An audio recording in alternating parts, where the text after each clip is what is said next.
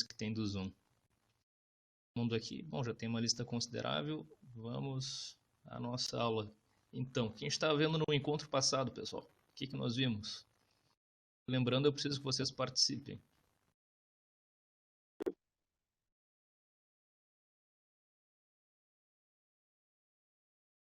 Manuel, não estou ouvindo. Não estou ouvindo professor. ninguém. Oi. Estou ouvindo. Beleza.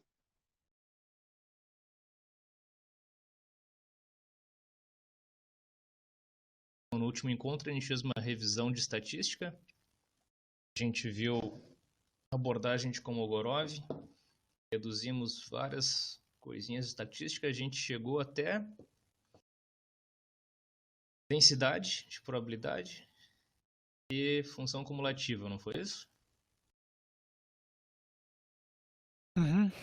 A gente debateu também o projeto para a semana, para domingo. Vocês têm que fazer o modelo autorregressivo, escolher uma série temporal, verificar se ela é estacionária, etc. Pode continuar daí. Vamos ver se isso aqui vai funcionar legal. A gente tinha visto...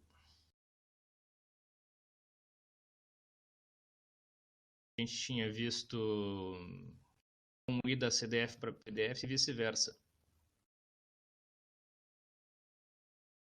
A gente quer a PDF, a gente pode obter ela da CDF.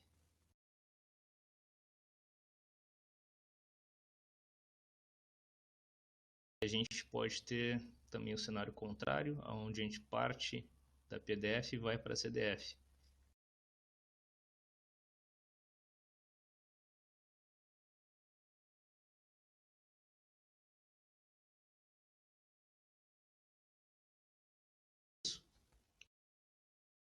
Não chegou a ver nenhum exemplo, né?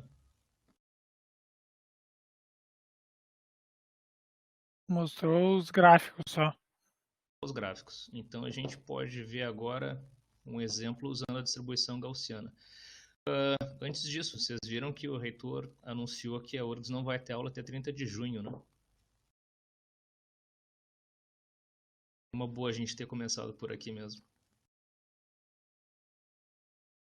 Vamos pegar então a distribuição gaussiana. Para a gaussiana a gente conhece PDF. Como é a PDF de uma distribuição gaussiana?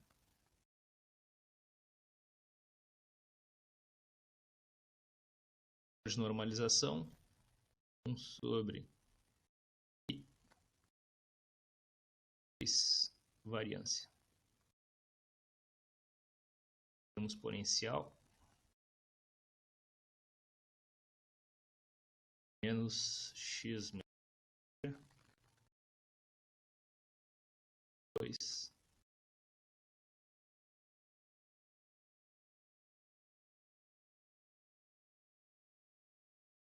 a gente pode usar essas definições aqui em cima para tentar descobrir a CDF. A gente vai descobrir a CDF integrando a PDF. Ter isso aqui em algum lugar antes? Não.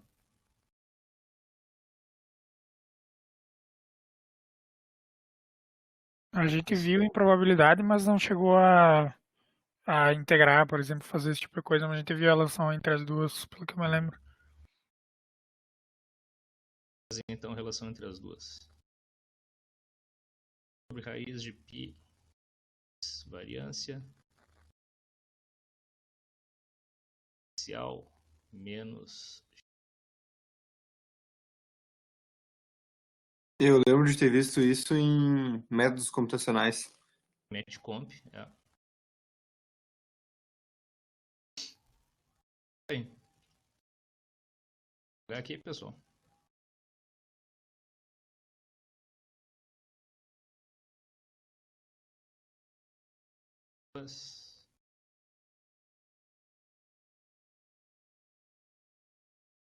Isso é uma função gaussiana, então existem técnicas de integração para funções gaussianas. A gente pode fazer, por exemplo, aquele termo com menos mi... eu usei x-guampa, né? Guampa menos mi sobre raiz de 2 sigma como sendo um z. isso, a gente pode reescrever aquela integral.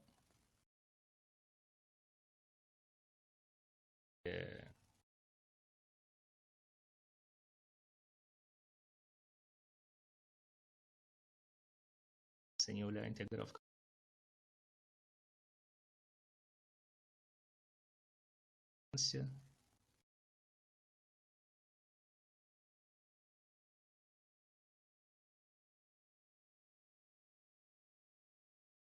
Inicial.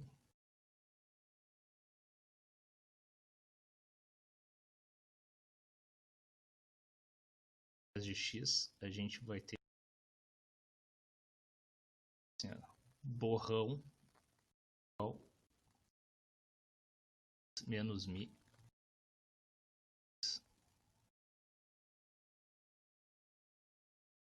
sigma menos z2. Então a gente pode dividir, né? De menos infinito a zero, por exemplo, e de zero é o valor que a gente quer. Os caras aqui cancelam.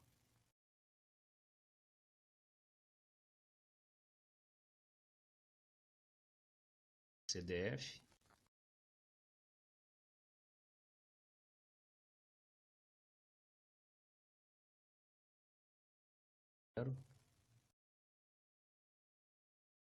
DZ. Integral menos E2.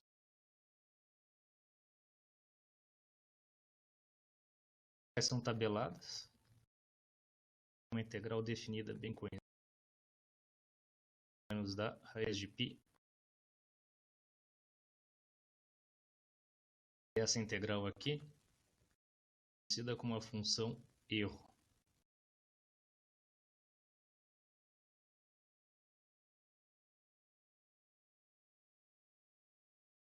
As contas a gente tem que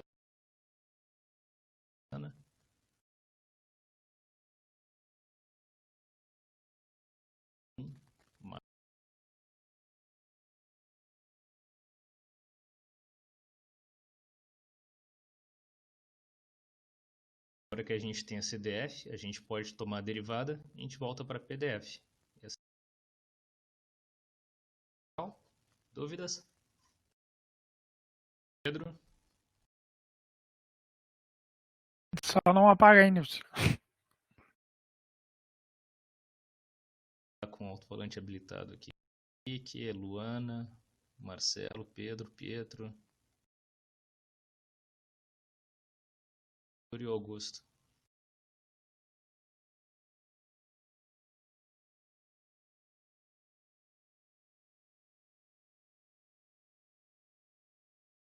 Eu posso apagar aqui, Pedro. Já tô no fim, só um minutinho. Alô? Fala, Augusto. Tô aqui, professor, tô vendo. Não, tava escrevendo aí, o que tu anotou? Tudo certinho por enquanto. Ir da CDF para PDF e vice-versa.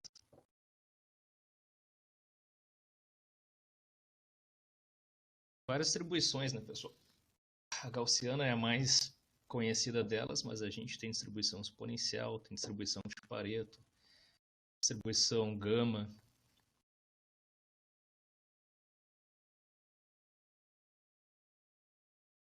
Pode apagar se quiser, professor. Vamos em frente. Agora que a gente tem o valor esperado, a gente tem a distribuição, a gente pode calcular, por exemplo, o valor esperado. O que é o valor esperado? Cada um dos valores que a variável aleatória pode assumir, multiplicada pela probabilidade daquele valor acontecer. A gente vai denotar valor esperado. Se é uma variável aleatória contínua, a gente vai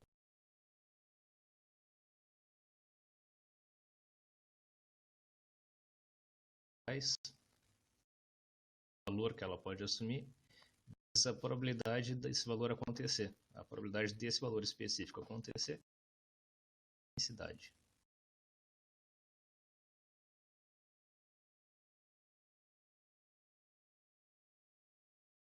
Isso sim, isso vocês viram em várias matérias, né? Por exemplo, mecânica quântica. SGF vai em função de onda. Eles podem pegar o valor esperado da posição do elétron.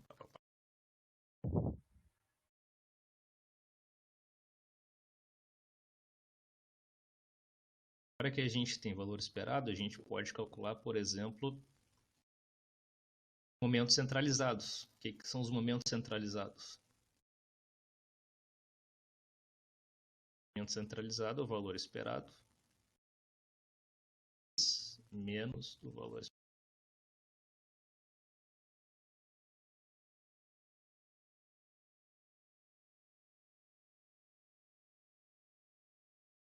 A gente tem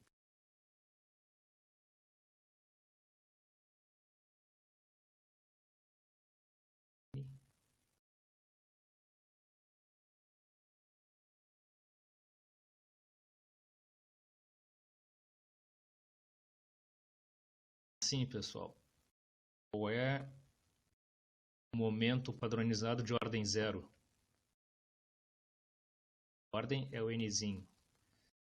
Momento padronizado de ordem zero.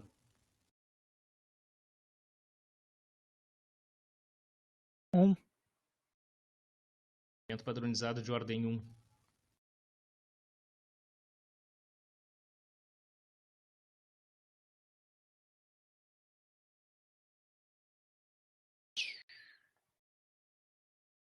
Zero.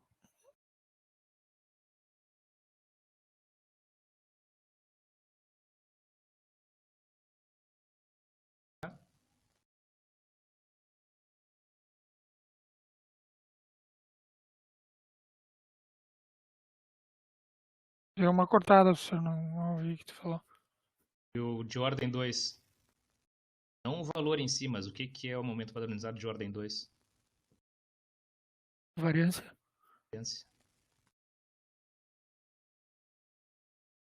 Momento centralizado, desculpa. Momento padronizado, ligeiramente diferente.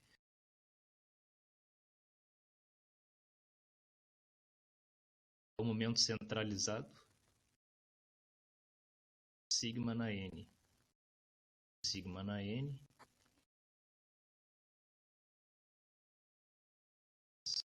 Menos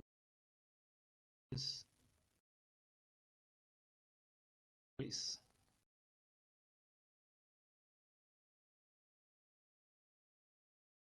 A gente chama de momento padronizado.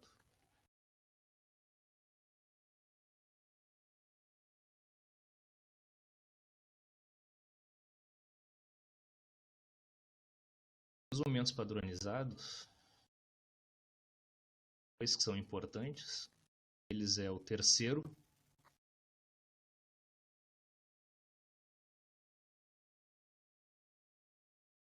ou a quarto. N igual a 4, a gente vai chamar isso aqui de uma expectativa da curtose.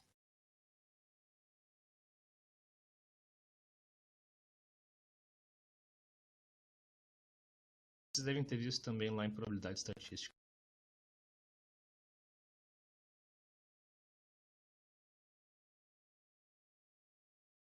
Também recebe nomes diferentes, às vezes chamado de assimetria.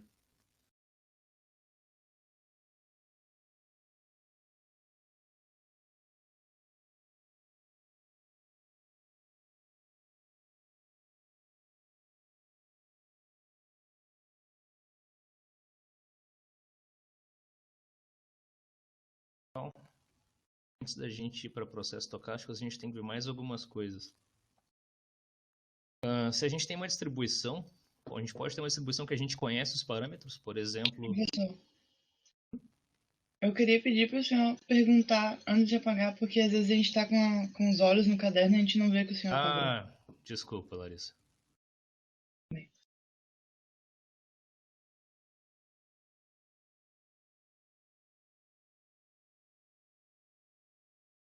O que a gente precisa fazer agora é descobrir parâmetros da distribuição.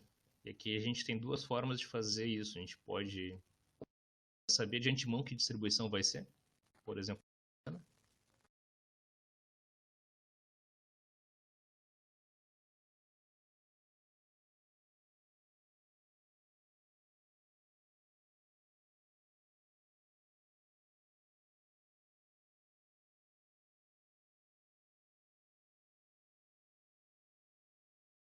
tem essa distribuição em conjunto de dados. E dado esse conjunto de dados, a gente quer saber quanto vale variância, quanto vale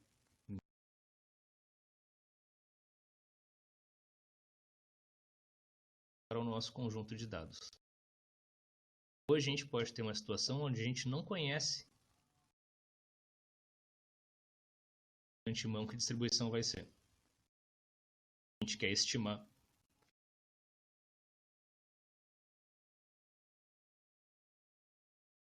Nessa situação aqui, onde a gente já sabe de antemão que distribuição usar, a gente vai fazer uma estimativa paramétrica.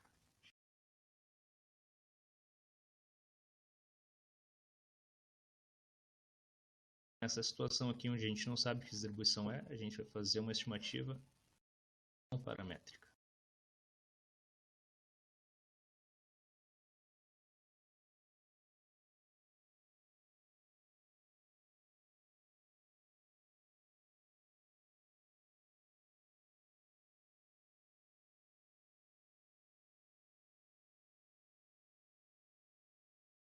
Dúvidas? Paramétrica não é só para gaussiana, tá, pessoal? São.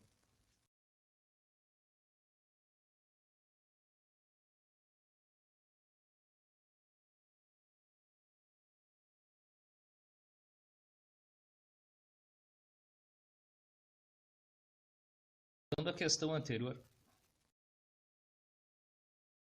no slide anterior a gente estava debatendo momentos padronizados. Toda distribuição tem momento padronizado? Sim ou não? Nem todas. Existem distribuições patológicas, por exemplo, que não tem nenhum momento. Tem umas que só tem o primeiro momento. Tem umas que tem o segundo. Tem uma regra. Disso tem, as consequências são importantes para a econofísica. A gente, dependendo da distribuição, a gente pode ter coisas. Para nós, a mais utilizada é a gaussiana. Realmente vai aparecer alguma outra coisa. Gente? Professor, Foi. quando tu disse que algumas distribuições não têm outros momentos, é um momento centralizado ou padronizado que ela não tem? Às vezes não tem nenhum dos dois. Tá. Nenhum momento.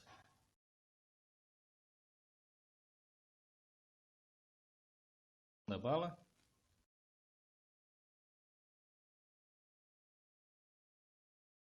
Implica uma distribuição não ter momentos. As implicações são mais na parte de econofísica, Rubem. Demoraria muito tempo para explicar aqui para vocês. Pode ter assim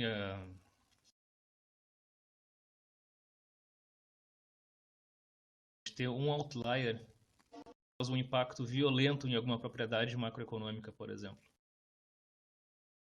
A gente não. Na física a gente aborda bastante isso com mais.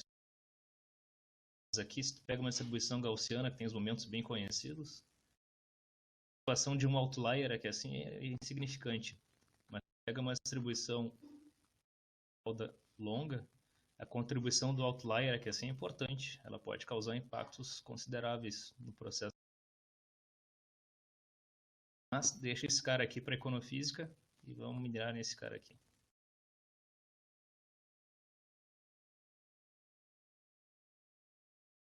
Começa a aparecer também variâncias em escala, começa a aparecer umas coisas.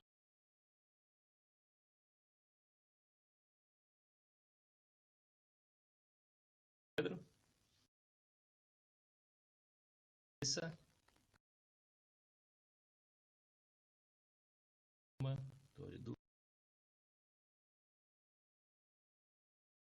Pode apagar, pode apagar. Pode apagar.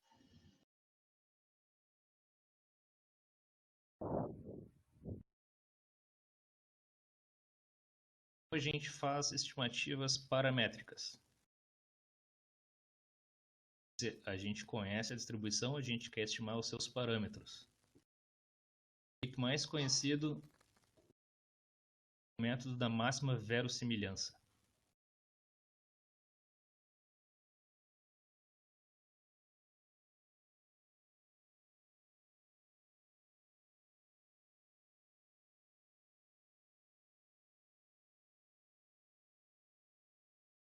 áudio está caindo a cada pouco. Eu acho Mais que a tua, tipo, a sensibilidade do microfone tá um pouco alta. Daí demora pra começar a te ouvir, assim. Eu geralmente corto o início da frase, eu acho que é isso que eles estão falando. para todo mundo. Sim, pra mim tá bem. Sim, tá cortando aqui. Acho que é a sensibilidade do microfone. É, Alguma coisa relacionada à supressão de ruídos, porque só tá pegando quando tua voz já tá alta e corta o início da frase. isso. Aí agora tá cortando, tá falando e a gente não tá ouvindo. Falando bem baixinho. É. Isso aí eu não sei arrumar, pessoal. Tenta ver se nas configurações do mconf ele não tem uma coisa de, tipo, nível mínimo do microfone. Uma coisa assim, no áudio. Onde é isso? Ah, boa pergunta. Essa ferramenta não tem nenhuma opção de configuração. Tem aqui settings. Vamos ver se aparece alguma coisa. Ah, não. É bem mais limitadinho. Se eu falar mais alto, melhora? Sim, quando fala mais alto não corta. Ah, então o segredo é falar alto. O problema, eu acho o Zoom melhor, tá? Mas o problema é que o mconf é de graça. Não vale mais a pena a gente usar o mconf, pelo menos por enquanto. Eu fui na direita superior, mas não tem a opção de controlar o áudio. Eu vou explorar melhor isso aqui, vou ver se tem alguma opção pra gente fazer. Mas aí agora, enquanto o senhor falou alto, não cortou nenhuma vez. Ah, então o segredo vai ser esse, vai ser eu dar uns berros aqui. Máximo verossimilhança então, pessoal. Imagine que a gente tem um conjunto de dados, um, x2, n. A gente tem a probabilidade de cada um, de acontecer cada um desses valores. 1, f de x2, a gente vai indo até f de xn. Maiúsculo. Maiúsculo. A distribuição conjunta, distribuição de probabilidade conjunta,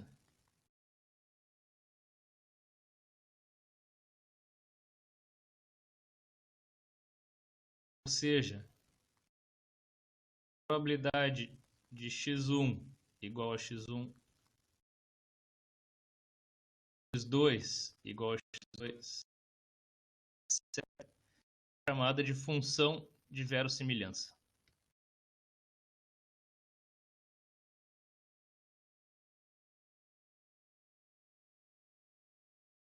Isso aqui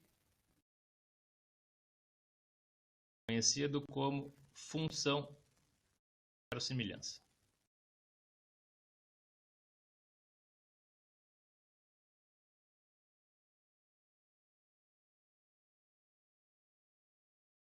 Tem ok quando der para pagar.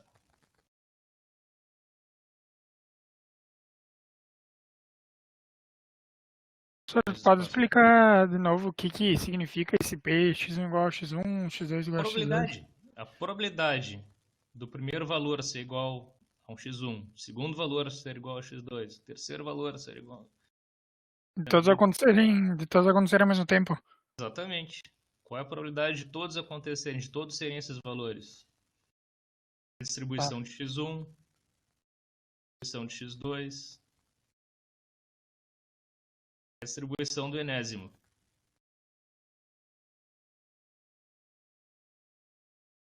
É a função de máximo verossimilhança.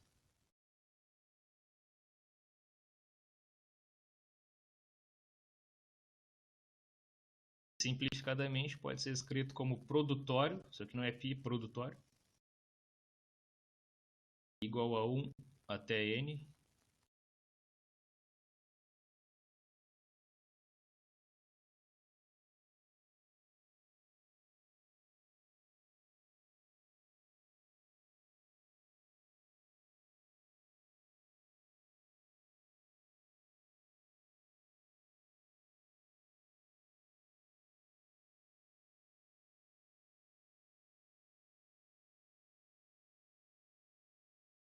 Tranquilo? Posso apagar? Pera aí.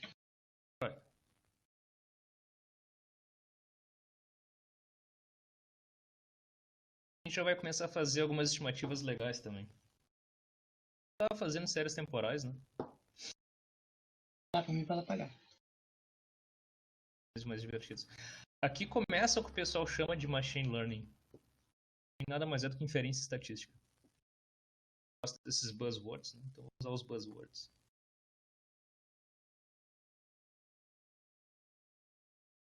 Então, de máximo verossimilhança, a gente denota por um L. Parâmetros variáveis.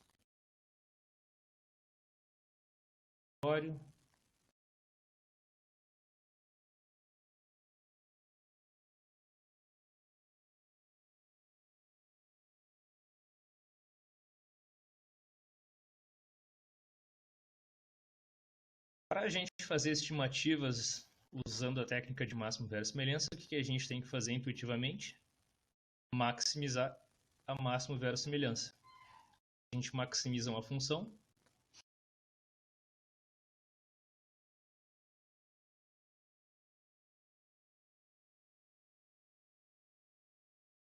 Algum parâmetro qualquer.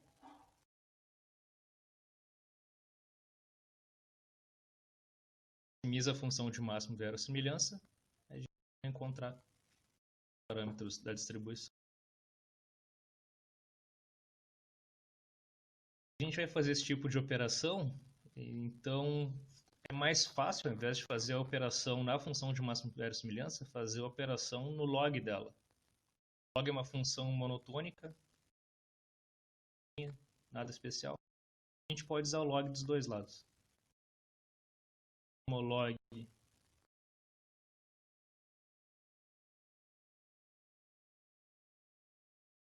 no produtório, se a gente tomar o log do produtório, a gente vai ter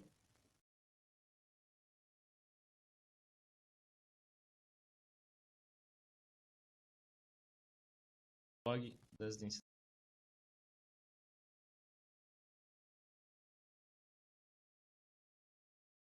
Ao invés de fazer a derivada direto nele, a gente faz a derivada log de L.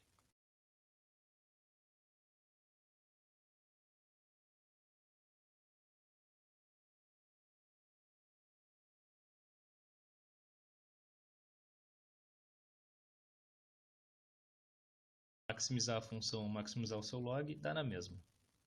A gente que fazendo o log, fica tudo mais fácil depois para os cálculos.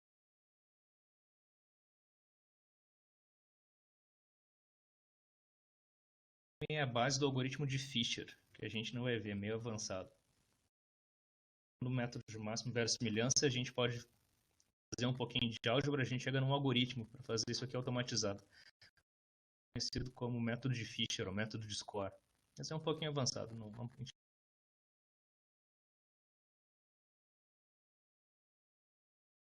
Isso, tu dá o next aí. Eu terminei já.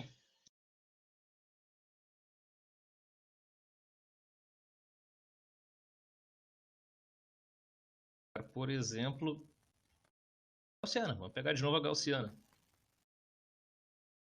X igual 1 sobre raiz de 2 sigma 2 inicial menos. O professor tá começando a falhar de novo quando você fala. Desculpa, eu tava falando muito baixinho. Eu falo mais alto. Isso aqui é a distribuição gaussiana. A gente tem um conjunto de dados. X1, X2, X. A gente quer ver que parâmetros sigma 2 e mi melhor descrevem a distribuição para esse conjunto de dados. A gente pode usar a técnica da máxima verossimilhança. Para fazer isso, primeiro a gente toma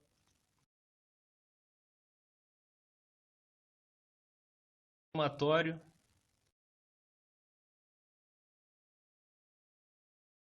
log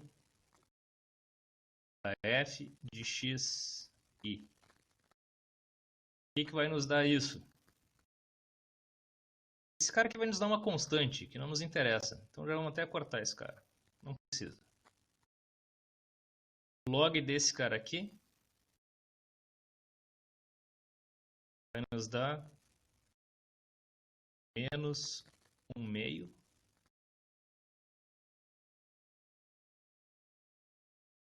log 2. Esse cara aqui é igual a 1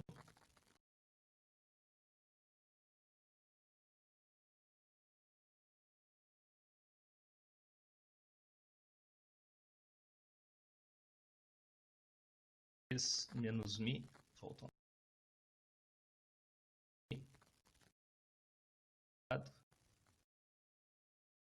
2 sigma 2. Vizinho. Todo mundo entendeu? A gente pegou para cada ponto i, a gente substituiu cada ponto i da série de dados dentro da distribuição.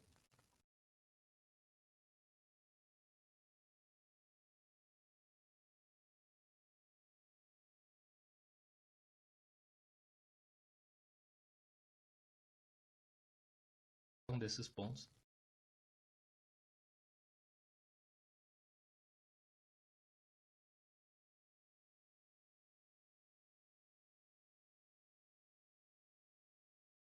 Próximo. Vamos encontrar a média.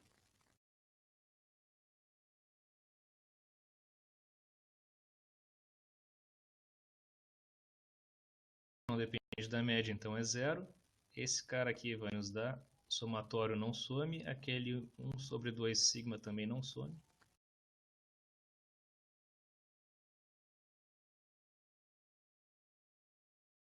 Vai ficar 2 vem para cá. Menos com esse menos some. Então a gente somatório de xi é igual a 0.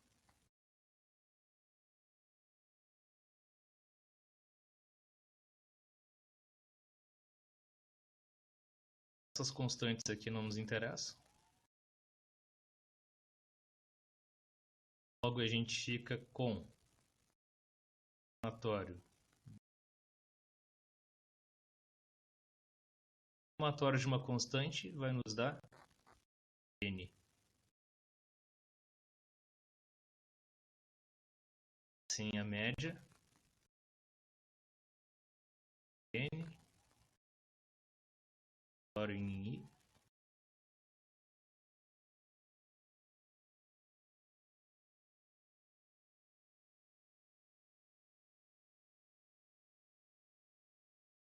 esperado, né? Então a gente pega nossos dados, somatório, normaliza pelo número de dados, a gente tem a média.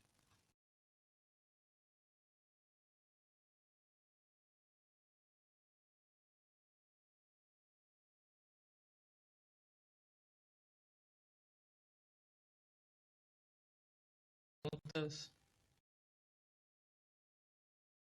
Eu guardo de vocês aqui. Beleza. Pedro? Sim, pode pegar.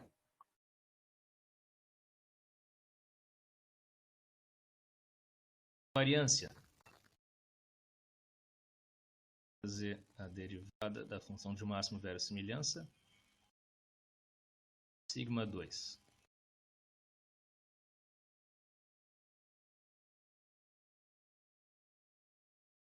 Nos dá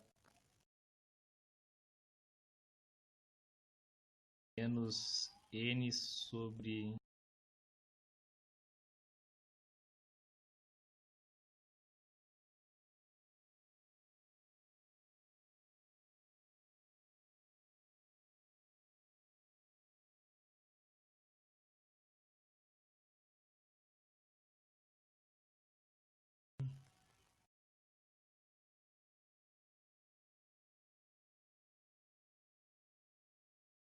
Professor, tu tá falando e não tá saindo áudio.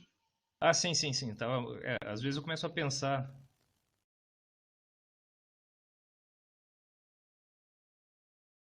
Eu tô falando muito baixo, não tem áudio, que eu tô só pensando alto. Desculpa, pessoal. Que é 2 sigma ao quadrado ao quadrado.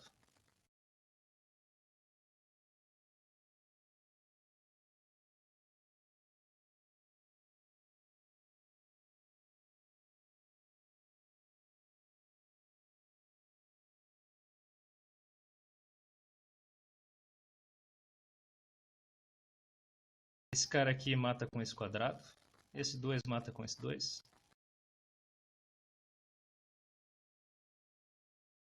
Esse n a gente manda para o outro lado.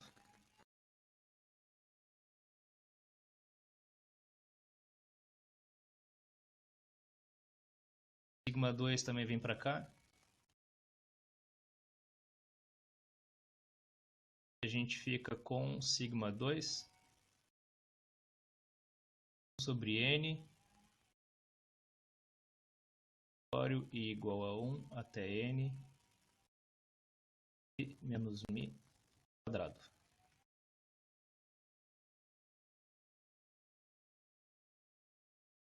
Carlos que disse.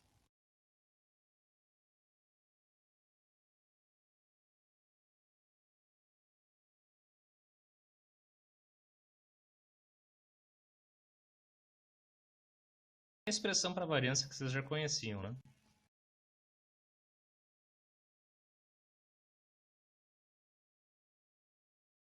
Isso é a estimativa de máximo verossimilhança para média para variância.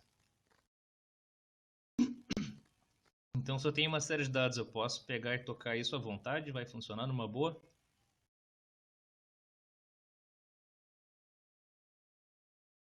Essa função serve para achar os momentos da tua distribuição.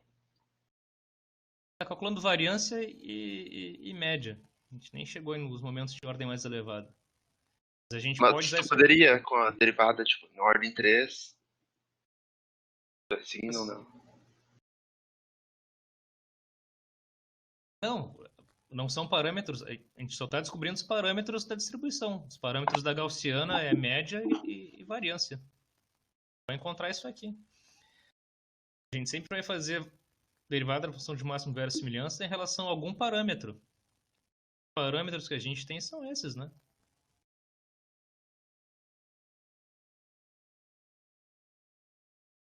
Se a gente quisesse os momentos, aí a gente ia ter que fazer x menos mi na n. Tá? Tá interessado nos momentos agora, a gente está só calculando os parâmetros, só estimando esse cara aqui. Média, variância. Professor, Oi. por que tu maximiza para achar a variância também? Tem que igualar igual a zero a derivada. Tá? Distribuição gaussiana, pessoal. X sobre raiz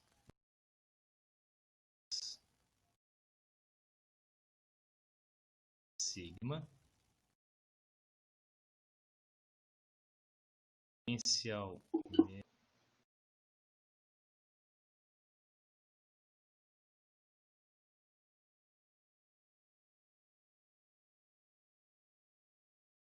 a distribuição gaussiana tem dois parâmetros. Primeiro parâmetro, sigma 2. Segundo parâmetro, média. O que a gente está fazendo é estimando esses dois parâmetros.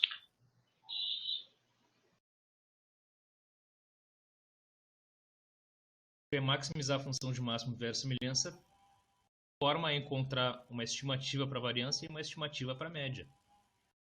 Tem como a gente derivar em função de mais nenhuma coisa, não tem mais nada para derivar daqui. Maximiza a semelhança da distribuição com o que os dados nos dão. Não?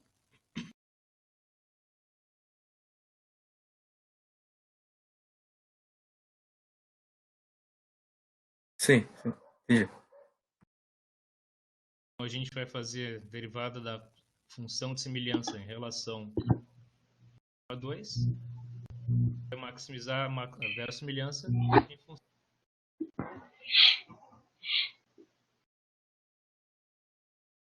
Maximiza, tu vai encontrar uma estimativa para sigma 2 e uma estimativa para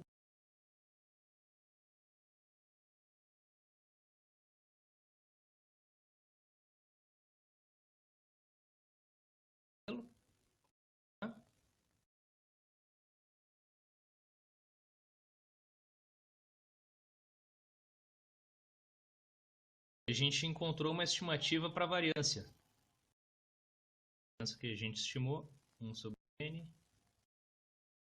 agora em i.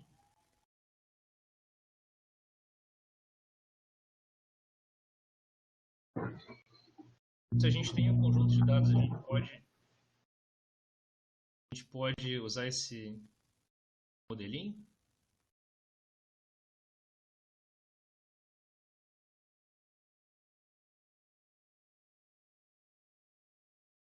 Ou não?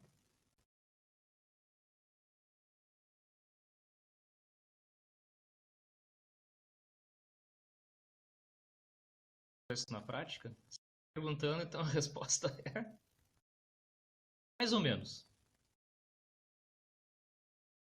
Qual é o problema? A gente está estimando mi. A gente está fazendo assim mi, valor esperado de x.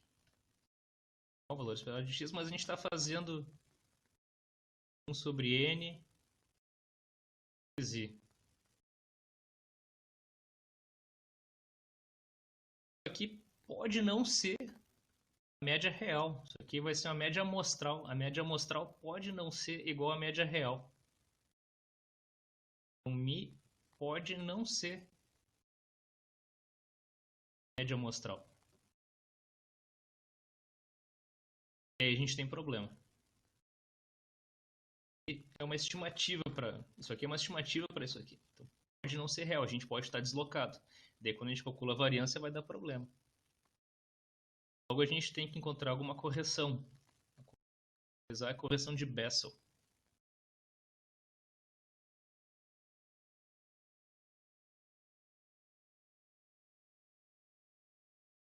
Como funciona a correção de Bessel? Variância biased. Unbiased menos a variância biased.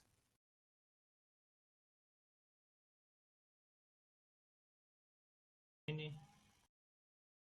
Agora em I.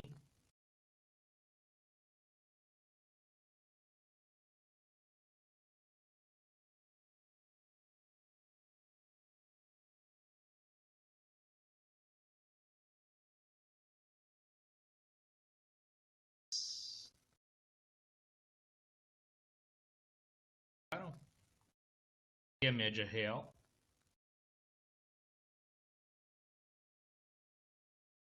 Média amostral.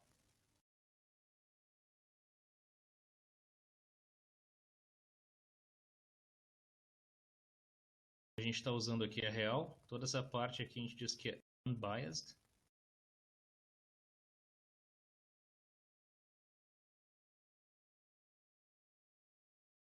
E biased.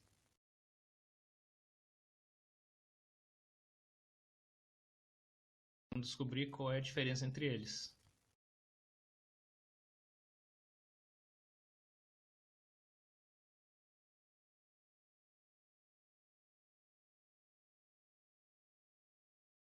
Logo, enche isso aqui. N, I,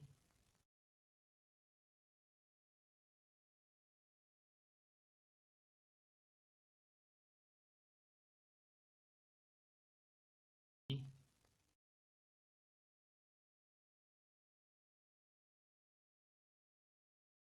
menos.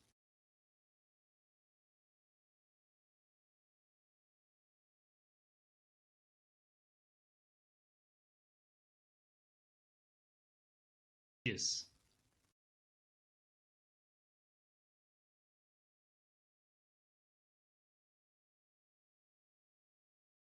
A gente pode simplificar. Z aqui. É isso, né?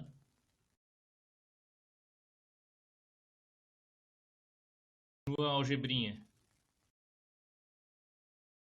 Algebrinha, continha. Vou continuar a continha. Aqui.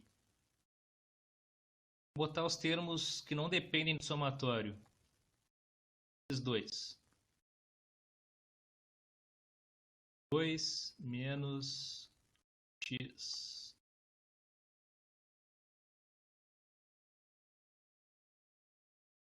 Eliminamos esse, eliminamos esse.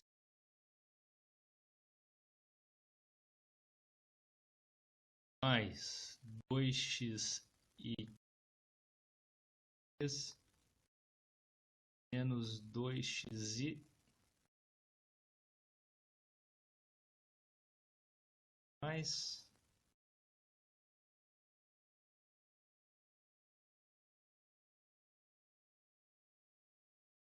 já sabe, um somatório em n, esses termos são constantes, então n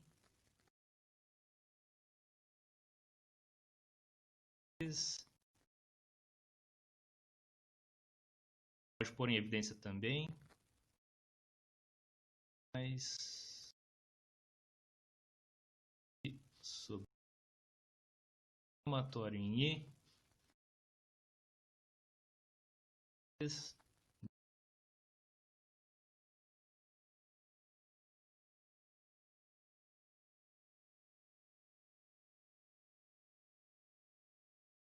então quando eu posso avançar?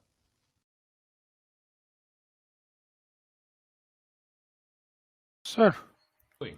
ali no primeiro termo, aquele N não deveria sumir? Qual? O N do primeiro termo lá embaixo, na última linha. Na esquerda, na esquerda. Aí. Ah, sim. Obrigado, Pedro. No somatório em n, divide por n, cai fora, é verdade. Vou apagar por mim. Professor, Oi. tu cancelou a média ao quadrado com o valor esperado ao quadrado? Eles não são diferentes? Onde que eu cancelei? No verde ali, no... Não quer dizer que eu cancelei. Ah, tá. Ok, Cancelado tá em vermelho. entendi.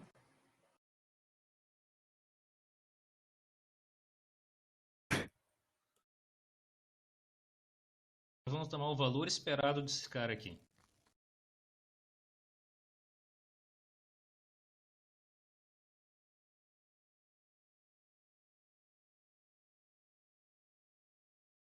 O gato atacou o teclado da Luana. O que a gente vai ter? Valor esperado.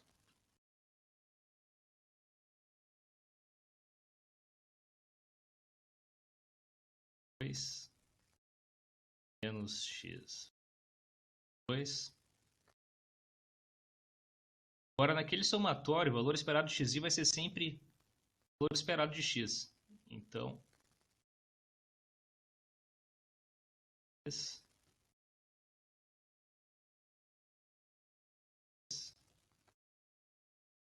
mi.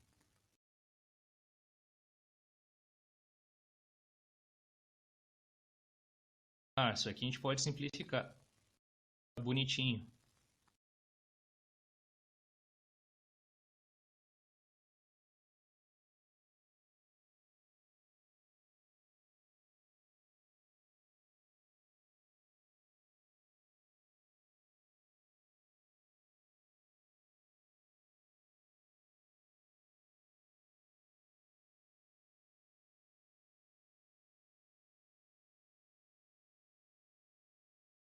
Isso aqui nada mais é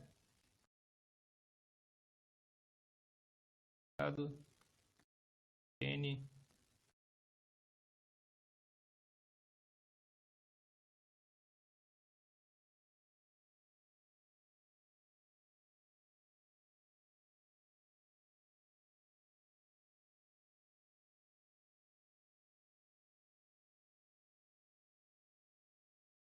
Ou a gente pode escrever isso aqui como a variância do valor esperado de x. Ln vem para baixo, 1 sobre N2.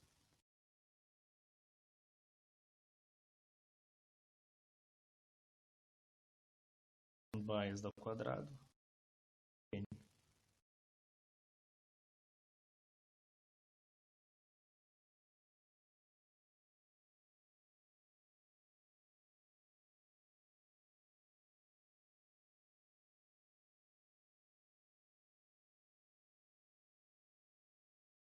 Então, quando eu posso avançar?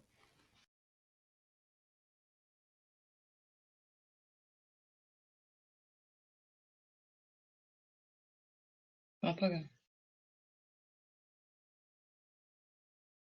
Logo, a gente tem variância unbiased ao quadrado. Variância biased. Variância biased ao quadrado. N mais continha. 1 menos 1 sobre N igual variância biased. Logo, variância unbiased. N sobre N menos 1.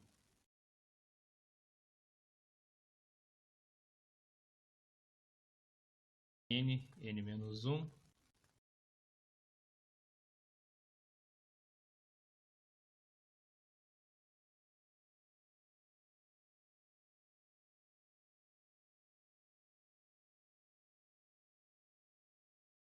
E é o fator de Bessel.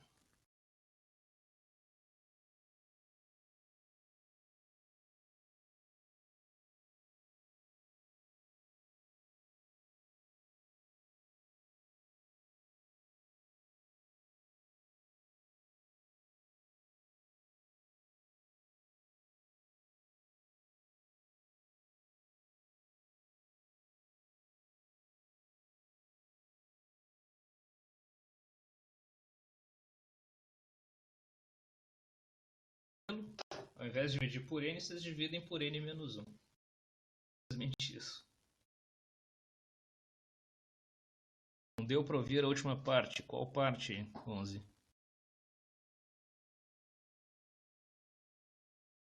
A partir de quando tu falou Bessel, eu não escutei mais nada. Bessel. Acho que eu só falei isso mesmo. Esse fator aqui em lilás é conhecido como fator corretivo de Bessel. Ao invés de vocês dividirem por N, vocês dividem por N menos 1. E isso dá uma estatística mais adequada para vocês.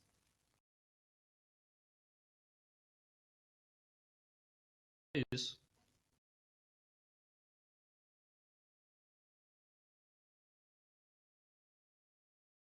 Mais dúvidas? Então, quando eu posso mandar bala aqui? Por mim pode apagar. Assim vocês podem usar essa técnica para descobrir parâmetros de qualquer distribuição.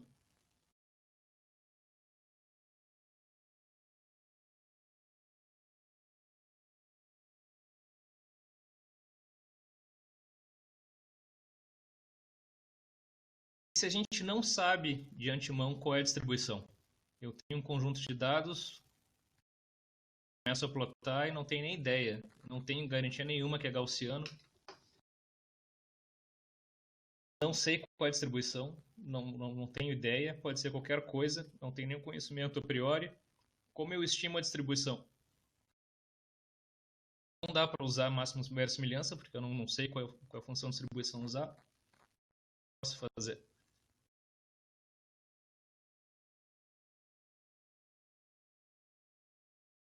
A gente vai ter que fazer uma estimativa de kernel. É isso.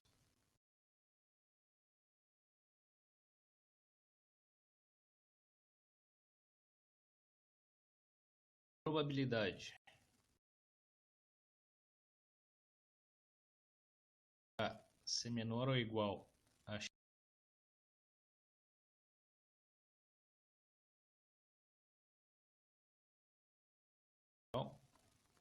até b. X.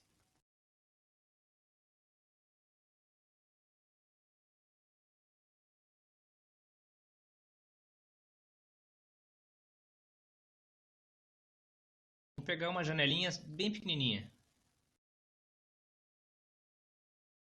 X menos janelinha.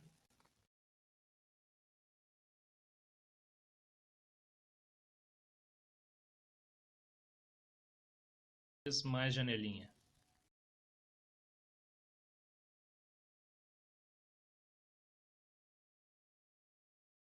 Janelinha.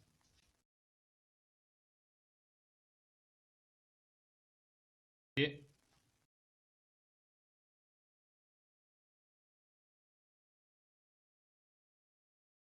a gente pode aproximar mais ou menos do Simpson.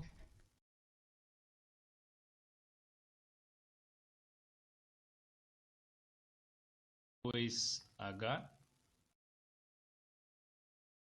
X.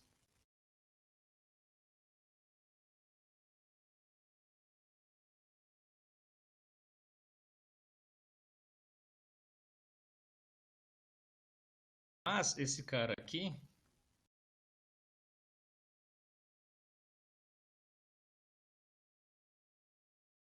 probabilidade melhor. O número álgebra com esses dois caras. F de X menos H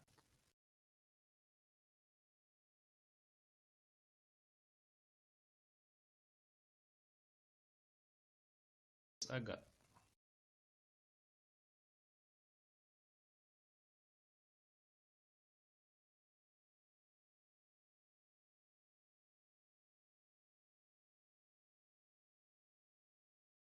Isso aqui, pessoal, basicamente número de pontos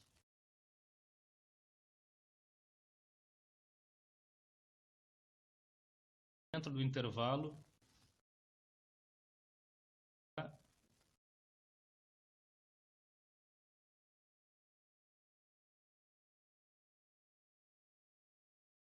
depois janelinha.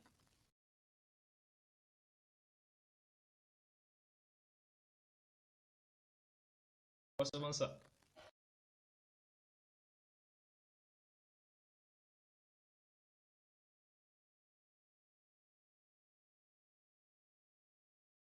Até mais.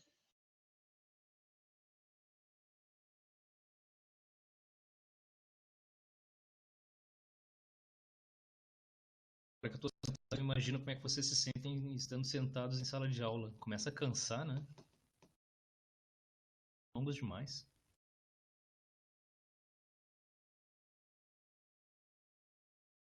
Vamos lá. Então, a gente chegou aqui à distribuição f de x, número de pontos dentro dessa janelinha, sobre 2h.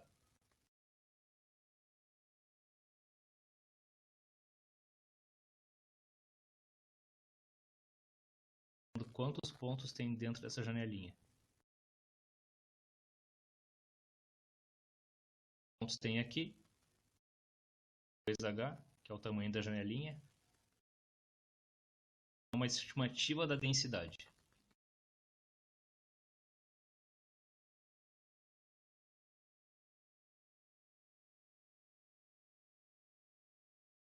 Isso aqui, aproximadamente,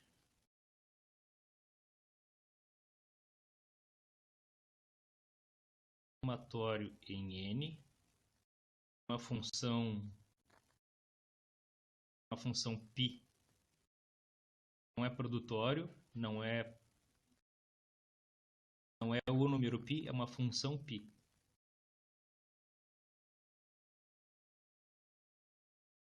X menos xn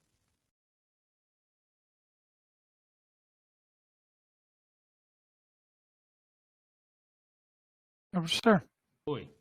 eu me perdi um pouco aqui só. Esse aproximadamente, o que é aproximadamente igual a isso aí?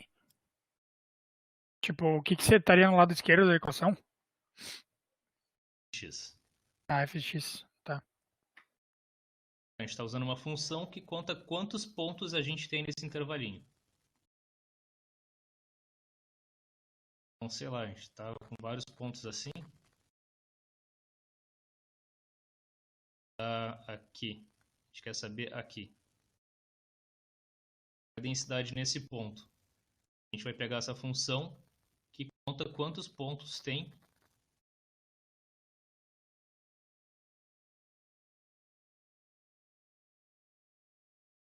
Tá? E para a função está fazendo exatamente isso. Quantos pontos a gente tem nesse segmentinho. Divide pelo tamanho da janela, o que nos dá uma densidade, né?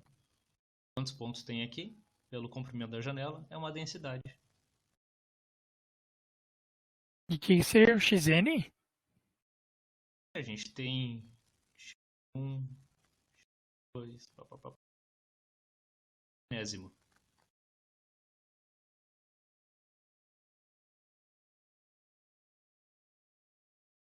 Tá. Só que eu não entendi muito bem porque que faz x menos xn sobre 2h. A gente quer saber aqui. Bom, então a gente vai somar, a gente vai considerar todos os pontos e ver quais deles estão dentro dessa janela. Somar todos para ver quais caem dentro da janelinha. Conta quantos caíram dentro da janelinha, divide pelo tamanho da janelinha e a densidade naquele ponto. Esse caiu? Não, não entra. Esse caiu? Não, não entra. Não, não, não, não, não. Sim. Conta, divide pela janelinha, densidade nesse ponto. Isso aqui, não, não cai. Se tu quer o próximo x, tu vai ter que deslocar a tua função. Aqui para x, guampa. Vamos botar a janelinha para cá. Quantos pontos tem aqui? Uma janelinha, densidade naquele ponto.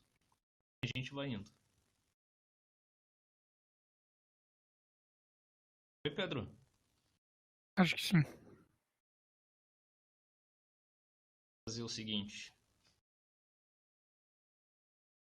Bolinhas.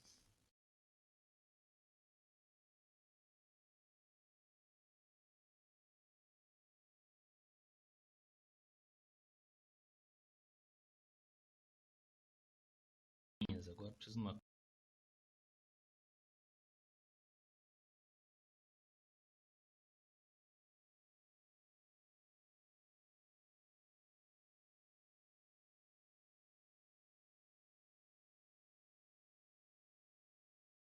Pode vir assim uma janelinha de 4.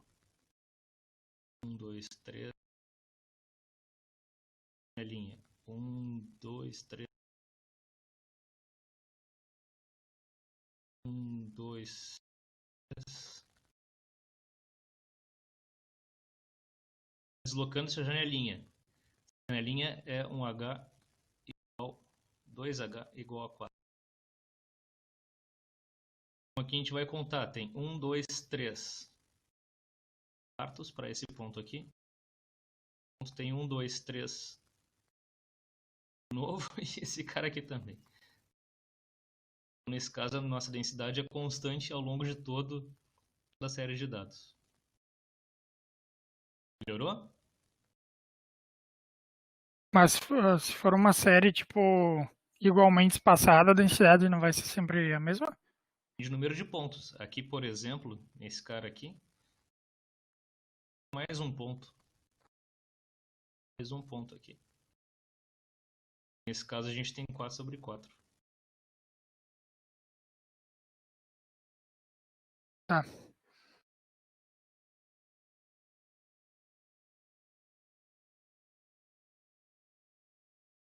Não posso apagar, agora foi. Então, a gente estava com f de x exatamente igual a isso.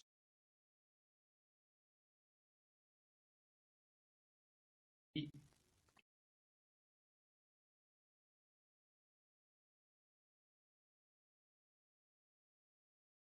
todo por 2h. N, né?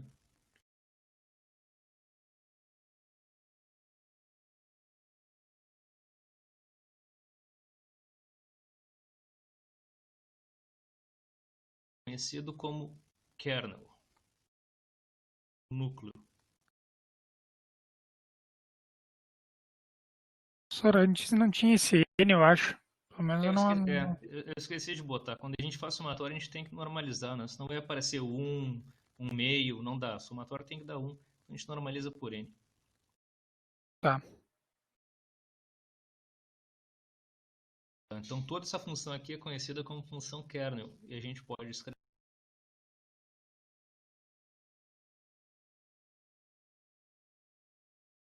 kernel.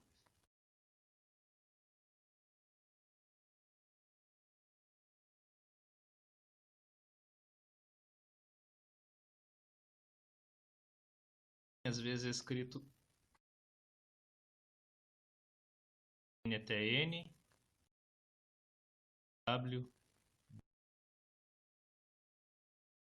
de U é justamente x menos xn.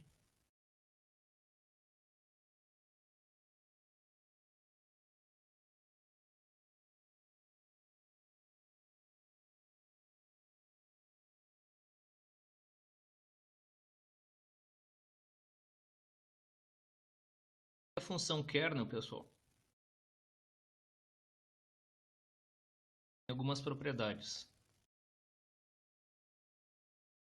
A gente está usando ela como se fosse o núcleo da densidade. Então ela vai ter que ter algumas propriedades. Por exemplo, wx dx é 1. W de x é 2w de x positivo.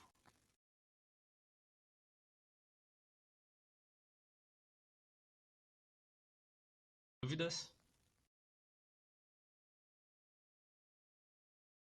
Voltou a cortar bastante essa última parte, pelo menos pra mim. Eu comecei a falar um pouquinho mais baixo. Melhorou agora? Melhorou. E outra coisa só, pra isso, tipo, fazer sentido, o H tem que ser bem pequeno, né, ou não? Sim, o H é uma janelinha. Vocês vão pegar 1, 2, coisas bem pequenininhas. Tá. Diga quando posso apagar aqui, pessoal. Espera um pouquinho aí só. E qual que é a diferença do W pro K mesmo? Basicamente nenhuma, Pedro. Nenhuma. Então, às vezes vocês vão encontrar como sendo K, às vezes vocês vão encontrar como sendo W. Tá bom.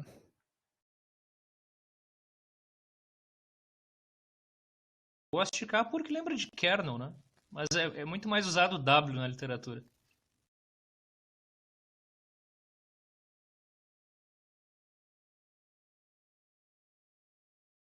Pode apagar pra mim.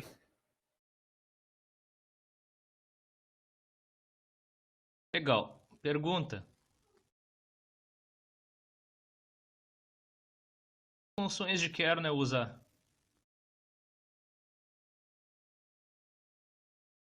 Kernel mais conhecido, mais utilizado é a janela.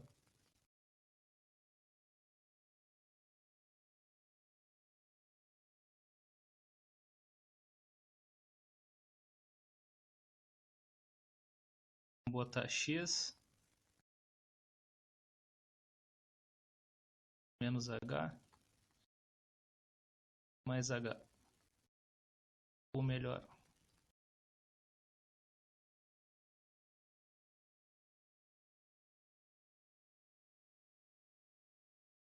Menos 1 a 1.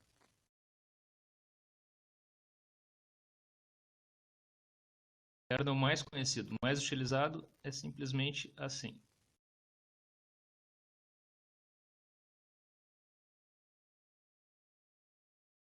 Função caixa.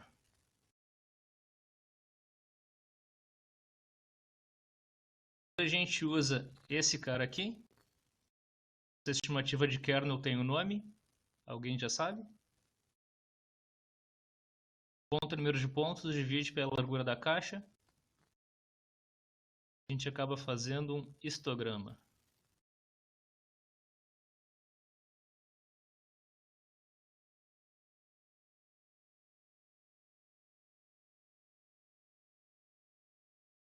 Então, quando posso ir?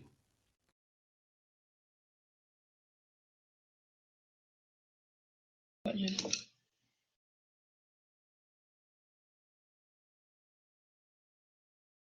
Nestes casos, a gente vai obter coisas assim.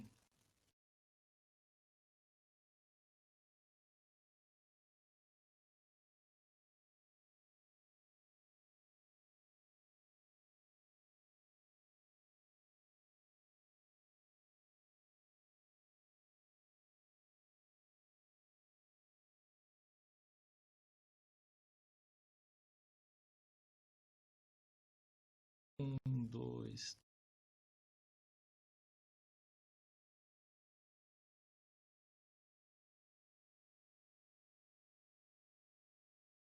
Depois que a gente obteve um histograma, aí sim a gente pode tentar fitar isso aqui com alguma distribuição conhecida. Depois que a gente pode tentar ver isso aqui cair numa gaussiana. Ele pode encontrar média, desvio padrão, coisa. Não sabe nada a respeito dos dados, faz um histograma e dá uma olhada.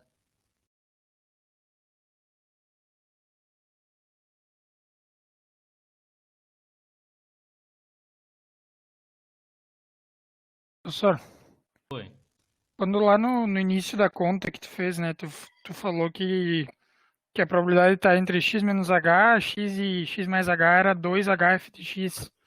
Isso vale só para quando for essa janela de caixa? Não, Ou não, vale para sempre? vale sempre, né? É que eu enxerguei, tipo, como se tu fizesse uma reta, quando tu faz esse... Menos h, x mais h, x, x.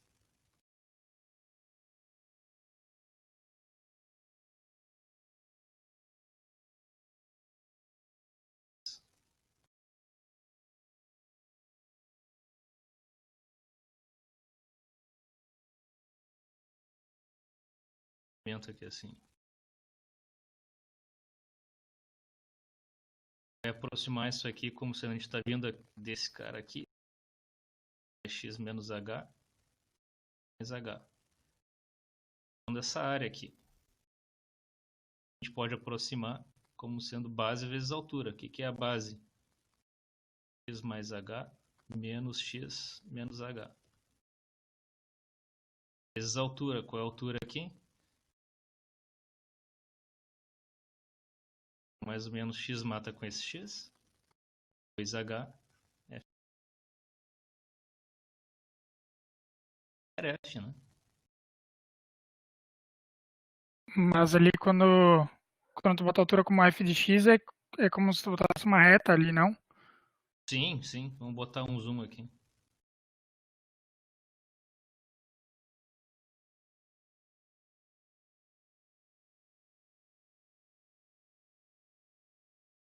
Isso aqui, né?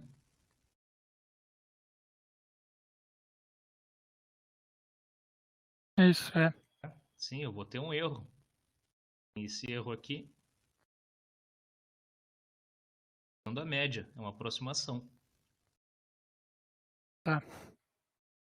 Logo, quanto menor for esse intervalo, mais preciso vai ser o teu cálculo. Uhum. A gente faz regra. A gente faz histograma, verifica como é a distribuição.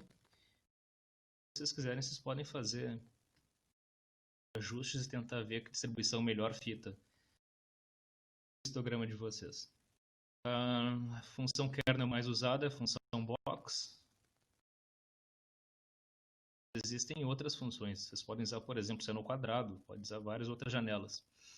Uma janela que o pessoal da estatística gosta bastante é a janela de Epanernikov.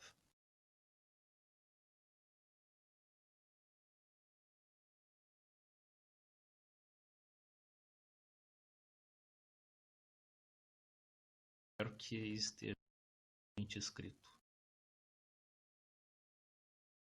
Como é a distribuição de Epanernikov? matematicamente quartos menos u ao mente.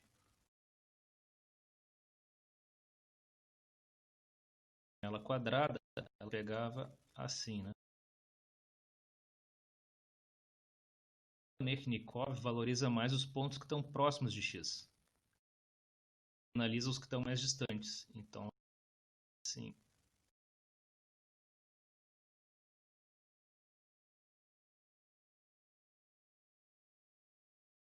não dá tanto valor para esses caras que estão longe da janela. Esses aqui estão longe, então eles não podem contar tanto quanto os que estão próximos de onde a gente está estimando. O box pesa a mesma coisa aqui para um cara que está aqui. O Neknikov não, ele valoriza muito mais os que estão próximos de avaliação. Logo, isso aqui nos dá uma resolução melhor, uma aproximação precisa.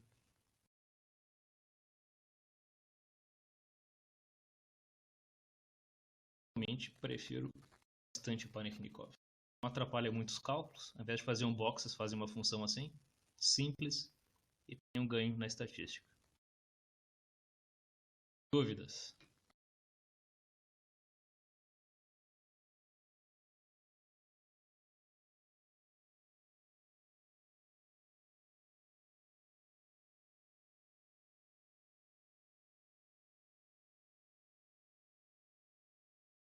O que a gente tem que fazer então para fazer uma estimativa?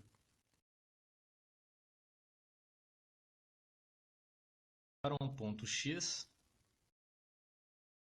varre todos os pontos.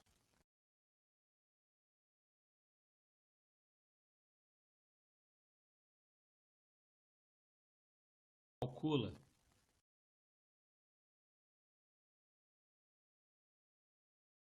w x menos xn sobre 2h.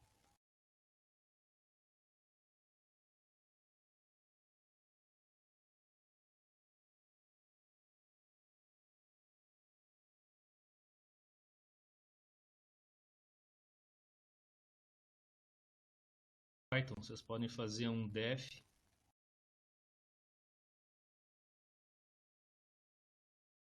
kernel.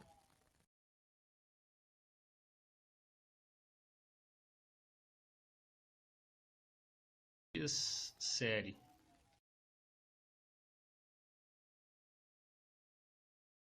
For direto. E é igual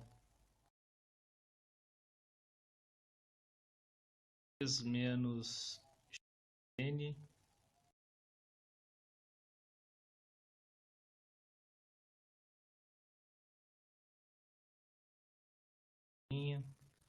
for xn in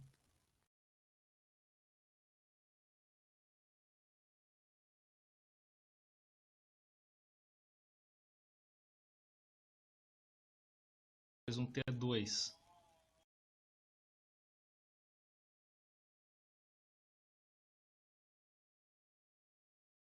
W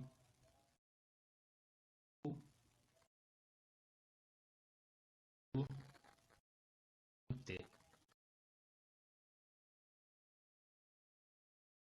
Calculam o histograma de vocês. Dúvidas? Não entendi ali, tipo, como que tu. Qual que vai ser o X ali que tu vai colocar? O primeiro X. Varrer em X também. Tem que varrer em X para poder fazer o kernel. Então, tipo, tu escolhe um X, começa com um X, daí vai para todos os outros X no XN ali. Depois vai para o segundo. Vocês vão ter que aplicar isso aí para cada um dos X que vocês querem fazer. Fazer o histogramazinho de vocês.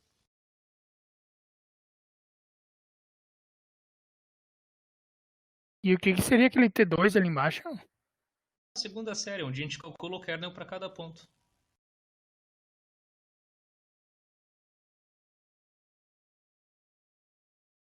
Onde a função W pode ser a box, que calcula o número de pontos, ou pode ser a Panifikov, que faz aquela função.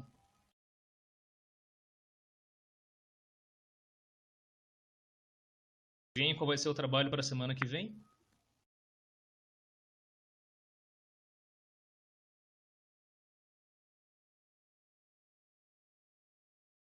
Mais dúvidas, pessoal?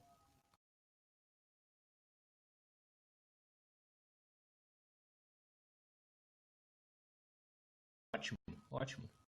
Tá as horas aqui no meu relógio, então a gente pode parar por aqui. Acho que na terça a gente pode começar então processos estocásticos. Professor, Oi. isso é para eu calcular a densidade de... fazer o histograma de uma função de probabilidade. Não, fazer o histograma de uma série de dados. Em a série de dados de vocês hão fazer um histograma.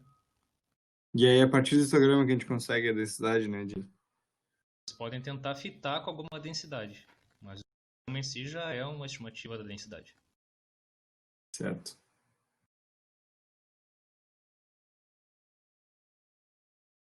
Isso é muito utilizado, gurizada. Muito utilizado. E o último passo seria plotar o histograma e tentar descobrir qual função é? Não precisa tentar descobrir qual é a função. Basta plotar o histograma. Isso já é uma estimativa da densidade. Mas não paramétrica.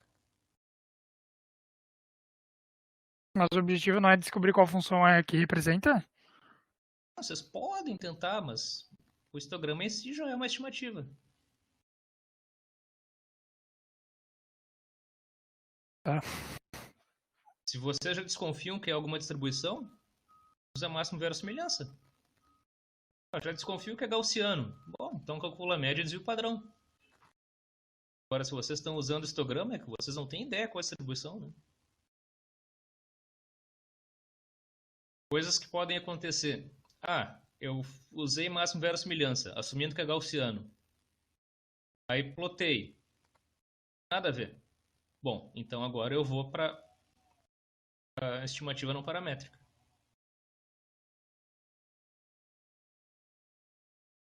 A estimativa não paramétrica já é uma estimativa de densidade. Pode ser uma dúvida meio idiota, mas isso não é equivalente em Python botar plt.hist? É exatamente isso. É uma dúvida idiota, não. Querem mais fácil ainda? Import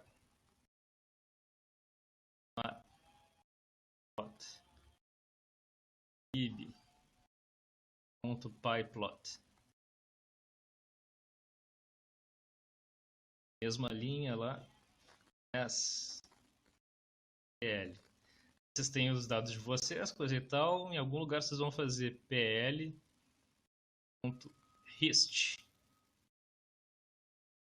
X. pl.show. É exatamente isso. Vocês vão ver assim por mágica o Python fazer isso aqui para vocês.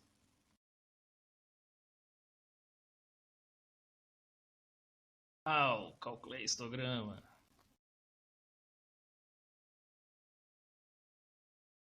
Isso. E o default do Python é usar uma janela de 10. Se não me engano. Mas o que o Python está fazendo por trás das câmeras é exatamente o que a gente viu hoje.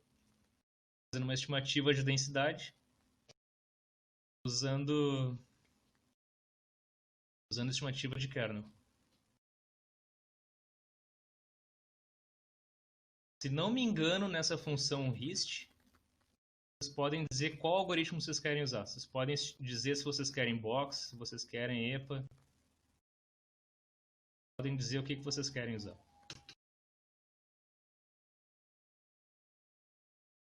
Deem uma olhada na documentação do Python e verifiquem. Acho que dá para escolher a janela.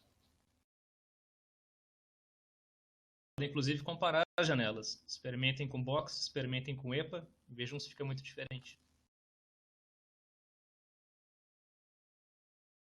Certo, pessoal? Em Julia é a mesma coisa, o matplotlib é igual em Julia. Já em C, vocês têm que implementar do zero. Em C não tem Matplotlib. Fortran é a mesma coisa, tem que ser do zero. Nem sei se Fortran tem alguma biblioteca para...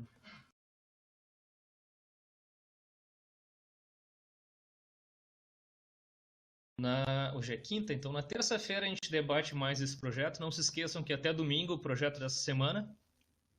Semana que vem a gente debate esse aqui com mais detalhes. E na terça